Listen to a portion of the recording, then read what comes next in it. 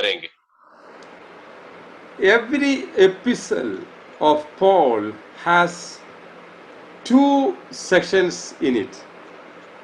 पौलुस का हर एक पत्र में जो है दो भाग रहता है।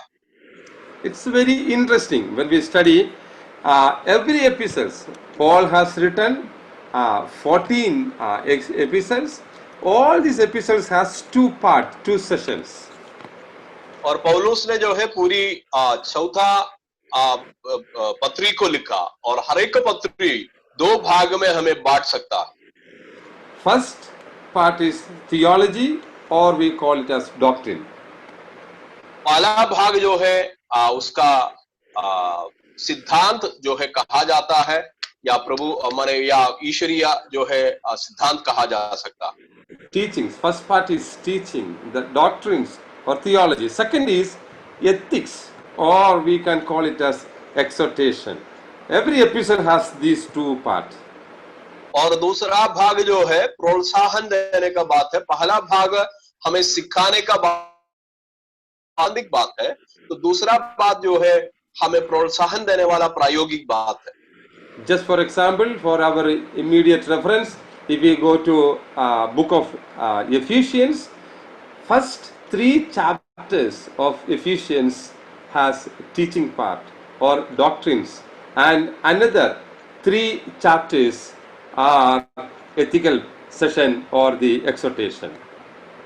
और अब एफेसियों का पत्री का उदाहरण अगर हम लीजिएगा तो पहला 3 अध्याय जो है उनका शिक्षा है, जो सिद्धांत के बारे में या प्रभु के बारे में, और दूसरा जो है 3 अध्याय 4, 5, 6 अध्याय नैतिकता के बारे में या प्रायोगिक शिक्षा के बारे में हमें समझाते हैं। Some people they ask, what is theology? We do not know what is theology. और कुछ लोग जो है यही पूछते हैं कि प्रभु के बारे में जो शास्त्र है, ईश्वरीय शास्त्र है, वो क्या है? Well, is the question arise in the minds of many people. What is theology? Theology is nothing but what God has done for us in Christ Jesus. That is doctrine. That is theology. तो धर्मशास्त्र का मतलब है, धर्मशास्त्र जो है कुछ बड़ा चीज नहीं है। धर्मशास्त्र परमेश्वर यीशु मसीह के द्वारा हमारे लिए जो किया है उसी को धर्मशास्त्र कहा जाते हैं। What God has done through Jesus Christ in our life, meaning God has chosen us through in Jesus Christ. God has forgiven us our trespasses, our sins in Jesus Christ. God has redeemed us. God has sealed us with the Holy Spirit, delivered us, given us the promise of the eternal life. These are the important things that God has done for us in Jesus Christ. तो यीशु मसीह, प्रभु हमारे लिए क्या किया? यीशु मसीह में प्रभु हमारे लिए यीशु मसीह के द्वारा हमारे पापों को क्षमा किया, हमें नया जीवन दे दिया, हमारा सारा अपराधों को जो है उन्होंने माफ कर दिया, और हमें जो है एक जीवन जो है वायदा किया। ये सारा बात जो है परमेश्वर ने यीशु मसीह के द्वारा किया है। That is theology. वो ही धर्मशास्त्र है। Another side of the epistle is the ethics, the ethical part. Ethics is nothing but the response or our gratitude to the theology, our gratitude to what God has done for us. और दूसरा भाग जो है नैतिकता की बात है या शिक्षा की, प्रायोगिक शिक्षा की बात है, जो उसमें हमें यही सीखने के लिए मिलते हैं कि प्रभु हमारे लिए जो किया उसके लिए हम धन्यवादित रहने के लिए और उसके बात पर हम चलने की बात उसमें लिखा हुआ। Praise the Lord. In simple, theology is believing and ethics is behaving. और बहुत सरल तौर से बोलेगा तो धर्मशास्त्र जो है विश्वास करने वाला बात है, और नैतिक शिक्षा जो है चलने की बात है। Praise the Lord. Hallelujah. We are to be faithful. We are to be thankful to God for what He has done for us. तो इसलिए हम जो है प्रभु को धन्यवादित रहना चाहिए कि उन्होंने हमारे लिए जो किया उसके लिए। God has done greater things in our life. परमेश्वर ने हमारे लिए बहुत महान बात किया। Just for example, today people are uh, people are going through a time of fear and anxiety, as I told you. तो अभी का वक्त के बारे में आप जरा सा सोच लीजिए, लोग जो है बहुत चिंताओं में, बहुत व्याकुलता में जो है अपना जिंदगी बिता रहा। Many they lose their sleep बहुत लोगों को अपना नींद खराब हो रहा, just because the world, the governing systems of the world, the healthcare systems of the world, hospitals, doctors, researchers, everyone failed in front of a small virus. तो हमारा जो है दुनिया का सारा जो है स्वास्थ्य विभाग और सारा जो है वैज्ञानिक विभाग, सब लोग जो है एक छोटा वायरस के सामने अभी घुटना टेका। They do not know what to do. They do not know what is going to happen tomorrow. और उन लोग को नहीं मालूम कल क्या होने वाला है। But we who are in the hands of or under the protection of God, every day we can say that in peace I will both lie down and sleep. और इसके बीच में भी हम लोग जो प्रभु को मानते हैं, हम लोगों को ये कहा सकता है कि शांति से मैं आज रात में भी सो जाऊंगा। There's a beautiful verse in the Psalms 4. Psalms 4 verse 8. एक खूबसूरत जो है पद जो है भजन संहिता 4 का 8 में हम लोग को पाया जा सकता है। Psalms 4 verse 8 says, in peace I will both lie down and sleep, for you alone, O Lord, make me dwell in safety. 8वां पद लिखा है, मैं शांति से लेट जाऊंगा और सो जाऊंगा, क्योंकि हे यहोवा केवल तू ही मुझको एकांत में निश्चित रहने देता है। Isn't it not a great blessings in our life? क्या ये हमारा जीवन के लिए एक बड़ा आशीष की बात नहीं है? Though the world is in anxiety, we the people of God sleep in peace. और इस पूरा दुनिया जो है व्याकुलता में जीवन बिताने के वक्त में हम जो प्रभु का जन जो है शांति में लेट जाऊंगा और सो जाऊंगा। Though the people of the world are in fear, the people of God, we can say, I will both lie down and sleep because I am under the safety of God. तो पूरा दुनिया के लोग जो है डर में जो है अपना जिंदगी बिताने के वक्त में हमें निडर होकर ये बोल सकता है, मैं शांति से लेट जाऊंगा और सो जाऊंगा, क्योंकि हे यहोवा केवल तू ही मुझको एकांत में निश्चिंत रहने देते। That is ethics, our response to or our gratitude to what God has done in our life. वही हमारा एथिक्स है या नैतिकता है कि परमेश्वर हमारे लिए जो किया उसके लिए हमारा प्रत्युत्तर वही है। Praise the Lord. Hallelujah. Praise the Lord for the protection of God. Praise the Lord for the provisions of God. Praise the Lord that God has appointed His holy angels to keep us safe and secure even in the midst of this pandemic. और परमेश्वर का उस अवस्था के लिए हम धन्यवाद देता हूँ। इस जो महामारी का बीच में भी हमें संभालने के लिए प्रभु को धन्यवाद देता हूँ और परमेश्वर का वो करुणा। Amen. Let's come back to this portion which we read. Here it says, I appeal to you therefore, brethren, by the mercies of God, to present your bodies. यहाँ पे हम लोग पढ़ते हैं कि इसलिए हे भाइयों, मैं तुमसे परमेश्वर की दया स्मरण दिलाकर विनती करता हूँ कि तू अपने शरीरों को चढ़ाओ। It begins like this, I beseech you, I appeal to you, which means Paul is talking to the believers in Romans. Is something very serious, something which need to be noted seriously.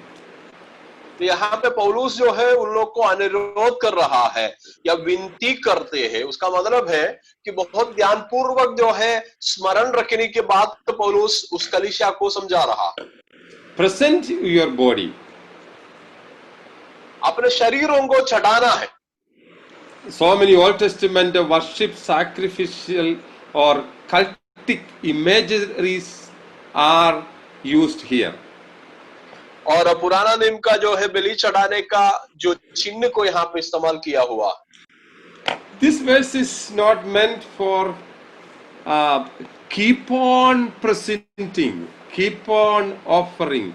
No. It's talking about once for all act. तो यहाँ पे जो पद जो लिखा हुआ है वो आपको हमेशा चढ़ाने का पद नहीं बता रहा है, एक बार किया हुआ एक शब्द जैसा यहाँ पे लिखा हुआ। Just for example, उदाहरण के लिए we all nowadays, I don't think it is practical to take offerings, but the time when we used to gather together in one place physically, every Sunday services, we used to take offerings on an offering bag. और अभी का हालत में हमें नहीं मालूम हमें दान ले सकता है कि नहीं, लेकिन जब हम लोग जो है कलीसिया में इकट्ठा होता था, ऑफरिंग बैग में हम लोग दान इकट्ठा करता था। I had never seen someone put his hands into the offering bag after offering the offerings. No one dared to put their hands into the offering bags to take back which he had offered in that offering bags.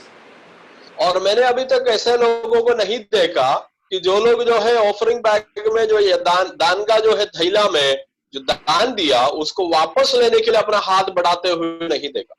Once offered, it is always offered. एक बार आपने दे दिया तो हमेशा के लिए दे दिया जैसा। We never dare to take back. हम लोग कभी भी उसको वापस लेने के बारे में नहीं सोचते।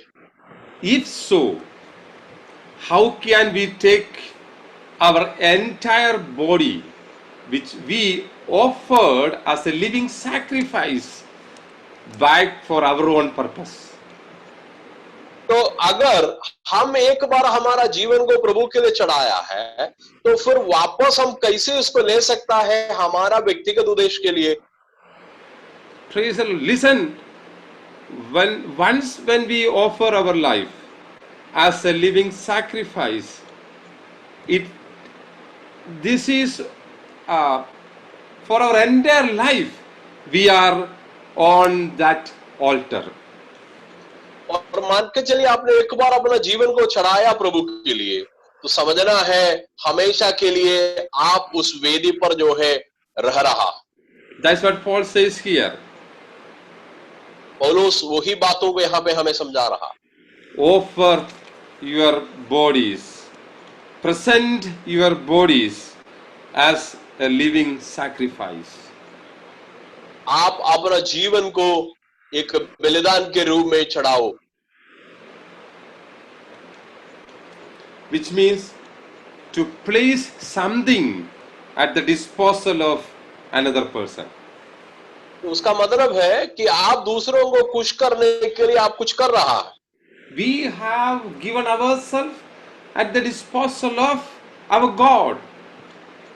हम लोग जो है प्रभु को खुश करने के लिए प्रभु के लिए कुछ दिया है।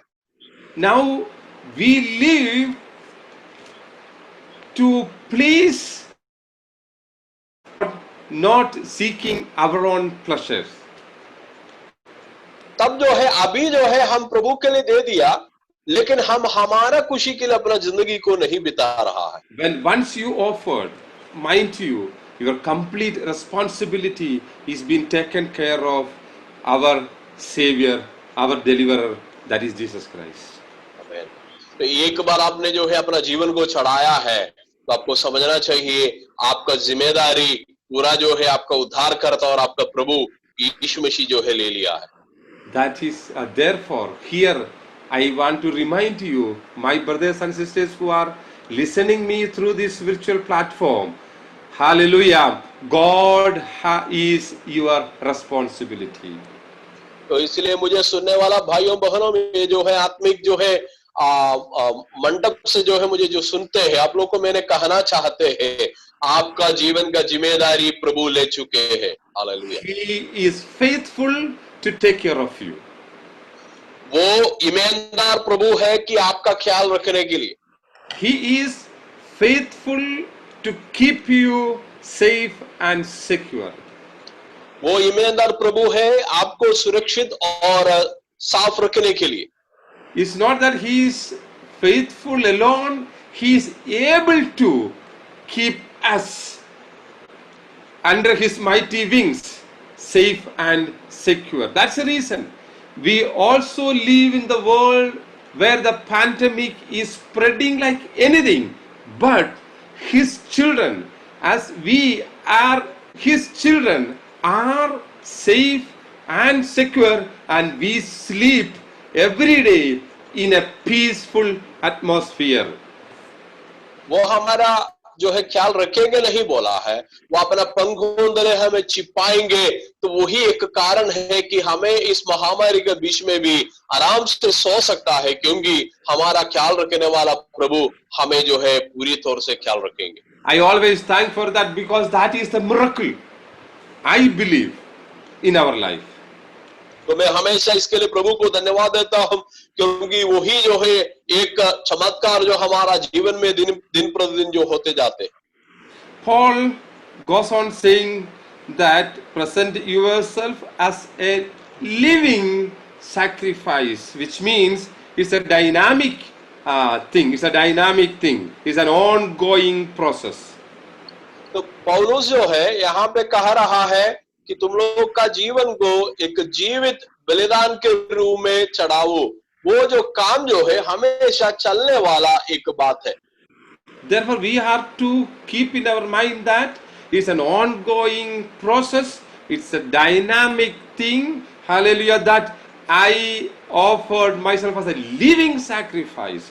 It's entirely opposite to the Old Testament sacrifice. तो वे जो है पुराना नियम का जो है बलि चढ़ाने से थोड़ा सा विभिन्न है, क्योंकि ये एक गतिशील जो है चढ़ाव है, जिसमें आपने हमेशा के लिए वो बलि जो है चलते जा रहा है, रुकता नहीं है कभी। Is why I say it's opposite to the Old Testament sacrifice, because in the Old Testament, when we offer an animal as a sacrifice, that is over. That is, by offering that sacrifice, everything will end then and there itself. मैंने क्यों बोला ये पुराना नियम से थोड़ा सा विभिन्न है, क्योंकि पुराना नियम में जब कोई बलि चढ़ाता है तो वो जानवर को बलि चढ़ाने के बाद जो है बलि खत्म हो जाते हैं। It is not, that is not the case here in the New Testament. लेकिन नया नियम का बात वो नहीं है। It's an ongoing process. वो जो है एक गतिशील बात है, चलते रहने वाला एक बात है। Our entire goal is to bring pleasure to God, not seeking pleasure to our own flesh. हमारा जिंदगी का सबसे मुख्य लक्ष्य यही है इसके बाद कि हम जो जिनके लिए हमारा जीवन को चढ़ाया उनको हम प्रसन्न करें, हमारा शारीरिक लालसाओं के लिए मत जीना। Let me run a little fast now because the time is running short. Next thing we read here is offer yourself as a living sacrifice, holy and acceptable to God, which is your spiritual act of worship. तो यहाँ पे जो है मैं आगे बढ़ना चाहता हूँ समय का सीमा के कारण। यहाँ पे लिखा हुआ है कि अपने शरीरों को जीवित और पवित्र और परमेश्वर की भावना हुआ बलिदान करके चढ़ाओ, यही तुम्हारी आत्मिक सेवा है या आत्मिक आराधना है। What Paul is saying here is it's a logical thing. It's the best thing which we can do. तो पौलुस यहाँ पे कह रहा है कि हम लोगों को हमारा जिंदगी में करने वाला एक युक्ति सहज का बात है, अभी जो मैंने बताया। That's the problem with the worldly people. ये दुनिया का लोगों के साथ यही दिक्कत होता है। When we worship the Lord, when we clap our hands, when we sing little louder, hallelujah, the people outside may say, what kind of activity is happening inside that church? तो यही लोग पूछते हैं कि जब हम लोग थोड़ा सा ज्यादा आवाज उठाते हैं, थोड़ा सा ताली बजाते हैं या प्रभु को स्तुति करने लगता है, तो बाहर का लोग पूछते हैं कि किस तरह का प्रोग्राम या किस तरह का कार्यक्रम जो है कलीसिया के अंदर में हो रहा। Many people, they watch us because they think that these people are behaving differently. बहुत लोग जो है हमें इसलिए ध्यान रखते हैं कि हम लोग थोड़ा सा विभिन्न तरीके में हमारा आचार विचार होते हैं। Praise the Lord. They may not be understanding properly. वे लोग हमारा जो है तरीका को समझ सही तौर से नहीं समझेंगे। Even that happened at the beginning of the New Testament church on this world. तो इस दुनिया में जो है कलीसिया का स्थापना जिस दिन हुआ था, उस दिन में भी यही जो है दिक्कत हुआ। When the Spirit of the Lord came upon the people, when they were speaking in unknown tongue, others, the people who were watching them said, these people are drunkards. They were they drank and they lose their control. That's the reason they were speaking something. तो जिस दिन जो है पवित्र आत्मा का भरपूरी हुआ और ये लोग अन्य भाषा बोलने लगा, उस वक्त में बाहर के लोग बोलने लगा, ये लोग जो है दारू पी के यहाँ पे जो है बैठा हुआ है, इसलिए अपना होश जो है चला गया।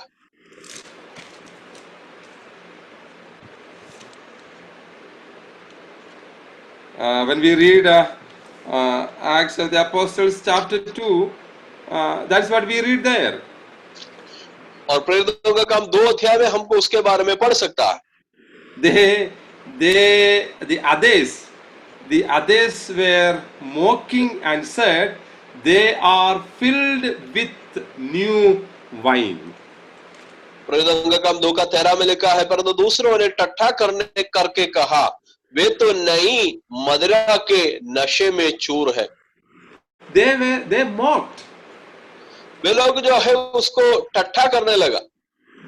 That's the only thing we can expect from this world. तो इस दुनिया से हमें जो है इंतजार मिलने वाला एक चीज ये जो निंदा होता। When the others watch you worship the Lord, when the others see that when you speak in tongues, when you fill with the Holy Spirit, when others see your act of worship, they may mock you, they may say, they may fool you, they may say you people are drunk, filled with new wine, all sorts of mockery words they may use against you. तो जब आप परमेश्वर को आराधना करते हैं, प्रभु को अपने आप को भूल जाते हुए महिमा करने लगते हैं, लोग आपको निंदा करना लगेंगे और लोग विभिन्न तरीके का शब्द इस्तेमाल करेंगे कि आपको ठट्ठा करने के लिए। My brothers and sisters, but mind you, this is the logical thing that we can do. This is what Paul says, this is the spiritual act of worship. This is the logical thing that we can do. This is the best thing that we can do. तो इसलिए पौलुस बोल रहा है, भाइयों बहनों समझ लीजिए, अभी जो प्रभु को अपना जीवन को बलि चढ़ाना ही सबसे युक्ति की बात है, सबसे जो उत्तम बात है, वही हमें जो है कर सकता है। Therefore, I beseech you, don't look to the responses of this world. Rather, keep your eyes on above and continue to worship the Lord. Just because it is an ongoing process, worship the Lord, live the way what God wants us to live. इसलिए पौलुस बोल रहा है, बाहर के लोगों को मत देखिए, क्योंकि इस संसार के सदृश मत बनो, परमेश्वर जैसे चाहता है वैसे एक जिंदगी को हम जीना। This is the logical thing what we can do. यही जो है ये युक्ति के बात हमें जो कर सकता है। Okay, I would like to move to the next part. It says, do not be conformed to this world, but be transformed by the renewal of your mind. उसका दूसरा भाग में मैं जाना चाहता हूँ, इस संसार के सदृश ना बनो, परंतु तुम्हारे मन के नए हो जाने से तुम्हारा चाल चलन भी बदलता जाए। Can I take another 10 more minutes? Yes, Oh, yeah, this is, do not be conformed to this world. लिखा हुआ है कि संसार के सदृश नहीं बनना। One of the best translation is, don't allow the world to squeeze you into its mold. और एक अच्छा जो है अनुवाद मैंने जो है सुना है कि कभी भी दुनिया को आप ये मौका मत दीजिए कि दुनिया का जो में मत जाने के लिए आपको उसका जो है ढालना में मत घुसाने के लिए अनुमति नहीं देना। Praise the Lord. Don't allow the world to squeeze you or to keep you into its mold. We know that there is a kind of mold which used in the fabrication field. तो आपको पता है कि अलग अलग जो है ठालना, जो अलग अलग आकृति को बनाने के लिए अलग अलग ठालना जो इस्तेमाल होते हैं, इसलिए पौलुस बोल रहा है कभी भी दुनिया का ठालना में आपको ठाल लेने के लिए नहीं देना। See, just to understand a simple, if I like to explain it in a simple way, in South India, in our places, we have different kinds of breakfast. और इसका एक अच्छा उदाहरण मैंने बताना चाहता है, दक्षिण भारत में हम लोग का जो है सवेरे के नाश्ता जो है अलग अलग नाश्ता होता है। One of the thing is, in English we call it a steam bomb, isn't it? Putter. हम लोग जो है अंग्रेजी में इसको स्टीम बॉम्ब जो है पुट करके जो है एक नाश्ता है उसको हम लोग कहा जाते हैं। See, for that we use the rice flour and coconut. उसके लिए जो है हम लोग नारियल और चावल का जो है दाना, चावल का धान्य इस्तेमाल करते हैं। And we use a cylinder type of thing, and we, after mixing the rice flour and the coconut powder, we put that flour into that cylinder type thing, and when we keep it on stove for steaming it. After steaming it, the rice flour will become the rice flour will take the shape of that cylinder or that jar. तो हम लोग जो है उसके लिए ऐसे करते हैं कि एक सिलेंडर का रूप में जो है एक पाइप के रूप में एक सिलेंडर के रूप में एक चीज होते हैं, वो जो है पानी जो है उबलने वाला बर्तन के ऊपर में रखते हैं, और उस जो सिलेंडर के अंदर में एक छोटा सिलेंडर जब रहते हैं पाइप जैसा, उसके अंदर में ये जो है चावल का जो है धान्य हम लोग डालते हैं, और काफी समय के बाद ये जो पानी उबलने के कारण कुछ समय के बाद हमें ये पुट जो है हमें बाहर मिलेगा, लेकिन उसका जो है रूप जो है जैसे वो सिलेंडर था वैसे सिलेंडर का रूप में हमें मिल सकता।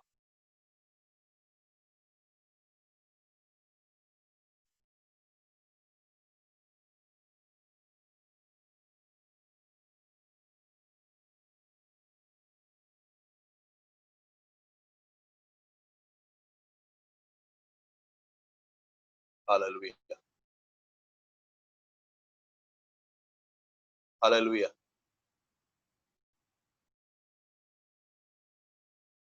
सॉरी फॉर द इंटरप्शन, मुझे लगता है थोड़ा सा उनका वीडियो जो है कट हो गया। या Sorry, Yeah, sorry, my Okay, continue.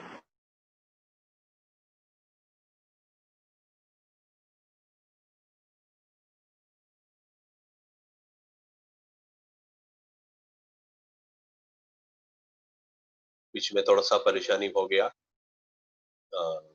माफी चाहता हूँ। क्योंकि दास का नेटवर्क में कुछ प्रॉब्लम आ गया है, तो क्योंकि दास तुरंत वापस आएगा, मेरा आशा। हालेलुया, थैंक यू जीसस, धन्यवाद, thank you, thank you father, hallelujah, hallelujah, hallelujah, hallelujah, thank you Jesus, hallelujah, hallelujah. sorry for the interruption. Sorry. Yeah, no problem, it's okay. Okay. So what Paul wants to say here, he said this world has a shape. तो पौलुस यहाँ पे क्या कहना चाहता है कि इस दुनिया को एक आकृति है, एक रूप है। Always this world wants to put you, to keep you into that shape. हमेशा इस दुनिया चाहता है कि हमको उस ठालना में रखने के लिए चाहता है, उस आकृति में हमारा जिंदगी को बनाने के लिए दुनिया चाहते हैं। But he is cautioning us here. He is cautioning us here, saying, you should not give yourself into that shape or into that mold. तो यहाँ पे पौलुस हमें चेतावनी दे रहा है, वो जो है ढालना में आप लोग को नहीं जानना है, वो रूप आपको नहीं बनना। Rather, transform yourself. मगर आप अपना जीवन को, चाल चलन को बदलते जाओ। Transformed by the renewal of your mind. आपको करना क्या चाहिए? मन के नए हो जाने से तुम्हारा चाल चलन बदलते जाओ। Praise the Lord. If we transform ourselves by the renewal of our mind every day, we will never be trapped into the mold of this world. तो कहने का मतलब है कि अगर आप अपना मन को हर एक दिन जो है नए होके नया चाल चलन अपनाएंगे, तो कभी भी इस दुनिया का जो है टालना में आप नहीं फंसेंगे। That is my prayer as well. The daily prayer and the meditation will help every one of you to transformed by the renewal of your mind every day, and therefore keep yourself from the shape of this world.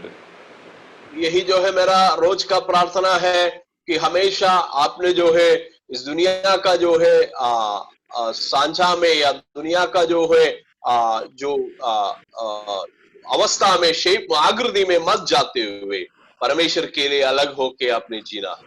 Praise the Lord. That's what Paul says. That is the spiritual act of worship, and that is what acceptable and perfect. तो यही जो है पौलुस बोल रहा है, अगर आप उस प्रकार का एक जिंदगी जी रहा है, दुनिया का जो है ठालने में नहीं ठालने आप ले रहा है, और वो ही परमेश्वर को भावदा हुआ एक बलिदान है। May God help every one of you to live a life which is acceptable in the sight of the Lord. परमेश्वर आप सबों को आशीष करे कि इस प्रकार का एक परमेश्वर के सामने परमेश्वर को भावदा हुआ और प्रभु को प्रसन्न योग्य एक जिंदगी बिताने में प्रभु आपको सहायता करे।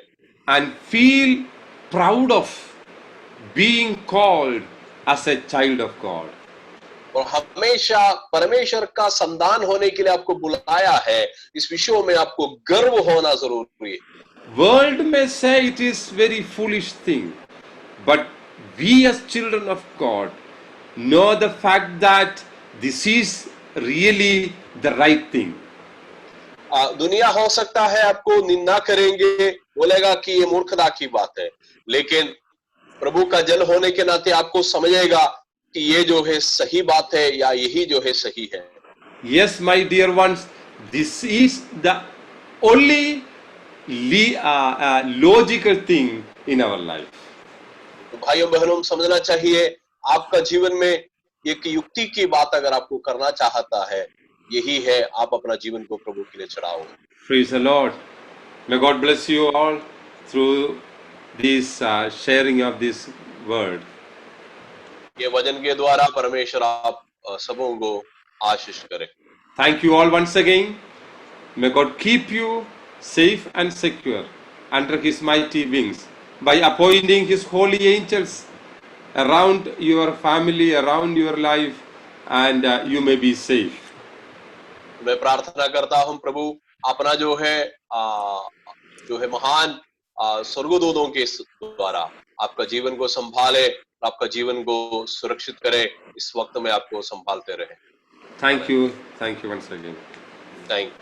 धन्यवाद आपके लिए। थैंक यू पास्टर शाजी भी फॉर